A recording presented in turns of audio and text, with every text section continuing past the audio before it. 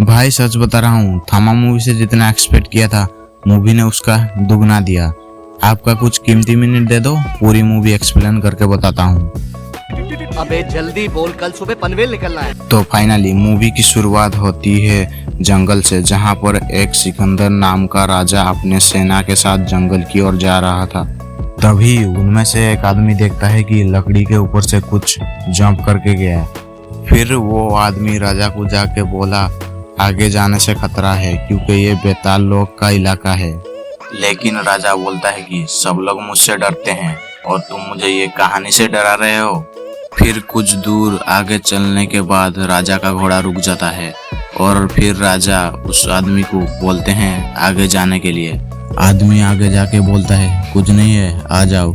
फिर आदमी को एक हाथ खींच के पेड़ के ऊपर ले जाता है और पेड़ से बेताल लोग राजा के सेना के ऊपर हमला कर देते हैं। बेताल का बादशाह नवाजुद्दीन सिद्दी थामा की एंट्री होती है और वो राजा का खून पीता है क्योंकि बेताल लोगों का काम ही है खून पीना।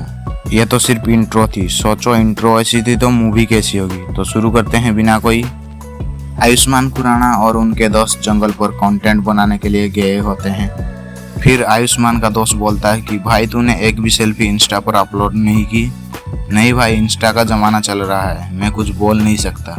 फिर आयुष्मान खुराना चला जाता है जंगल के अंदर क्योंकि सेल्फी जो अपलोड करनी थी। सेल्फी में देखता है कि सेल्फी में कुछ तो है। जूम करके देखने से पता चलता है कि पीछे तो भालू खड़ी है। फिर क्या वही जो होने वाला है, भालू आयुष्मान को दौड़ा दौड़ा के मारती है लेकिन आयुष्मान का कुछ भी नहीं कर पाती है। डायरेक्टर भी अगर तू हीरो को मार देगा तो फिल्म कैसे बनेगी बे।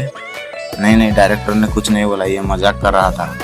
फिर आयुष्मान झाड़ी के अंदर घुस जाता है क्योंकि भालू तो डैश है, वो झाड़ी के अंदर नहीं घुस पाएगा। फिर एंट्री होती है सनी लियोनी की। ये क्या बक रहे हो? नहीं है सीपीआर रश्मिका मंदाना जो किया के भालू से आयुष्मान को बचाता है। तुम भी ना यार, हीरो मर गया तो मूवी में क्या डोली चाय वाला को दिखाएंगे। और फिर रश्मिका आयुष्मान को लेके चली जाती है। फिर कहाँ, अरे हीरो हीरोइन एक साथ नहीं रहेंगे तो प्यार कैसे होगा। तुम भी ना अपने घर ले गई। अब ये मत बोलना कि उसकी घर लग्जरी होगी तभी ले गई। घंटा डायरेक्टर ने घर के नाम पे एरोप्लेन का टूटा हुआ कचरा चिपका दिया। फिर रश्मिका आयुष्मान खुराना को सुलाकर खुद भी सो जाती है। फिर रश्मिका एक सपना देखती है जिसमें चारों तरफ लाशें ही लाशें पड़ी हुई है और रश्मिका की नींद खुल जाती है और वो आयुष्मान को देखता है कि आयुष्मान बेड पर नहीं है।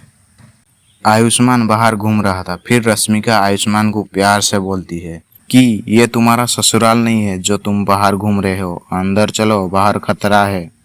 फिर दिखाता है बेताल लोगों की पूर्वज थामा कैद में कैद हुए और वो बोलते हैं कि इंसान लाके दो, मैं खून पीऊंगा।